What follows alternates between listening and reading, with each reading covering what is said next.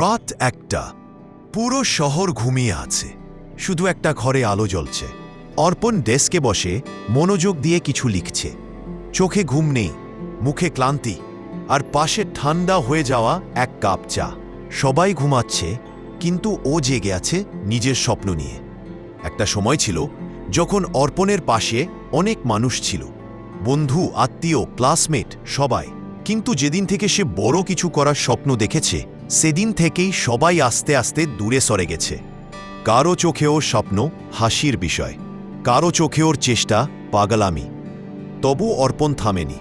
দিনে কলেজ, রাতে online class, মাঝে ছোটখাটো ফ্রিল্যান্স কাজ, সব কিছু মিলিয়ে এক যুদ্ধ। কেউ বুঝত না কেনে সে এত কষ্ট করছে, কিন্তু সে জানত এখন কষ্ট করছি যেন একদিন নিজের সময়ে হাসতে পারি। কখনো কখনো রাত ৩টা পর্যন্ত কোড লিখতে লিখতে মন খারাপ হয়ে যেত। মন বলতো সব ছেড়ে দে, কিন্তু মাথার ভেতর একটাই কথা বাজত, যারা এখন ঘুমাচ্ছে কাল তাদের মতোই হবে যদি থেমে যাস। একদিন ওর তৈরি ছোট্ট একটা অ্যাপ হঠাৎ সোশ্যাল মিডিয়ায় ভাইরাল হয়ে গেল। রাতারাতি হাজার হাজার ডাউনলোড, অচেনা মানুষ ওকে মেসেজ করছে, ভাই দারুণ কাজ করেছ। যে বন্ধু একসময় বলেছিল তুই দিয়ে কিছু হবে না, সেই বন্ধুই এখন বলছে তুই সত্যি দারুণ করেছিস। অর্পণ শুধু হাসল। ওর ভিতরে কোনো রাগ নেই, শুধু এক ধরনের শান্তি, কারণ ও জানে এই একাকিত্বই ওকে গড়ে তুলেছে।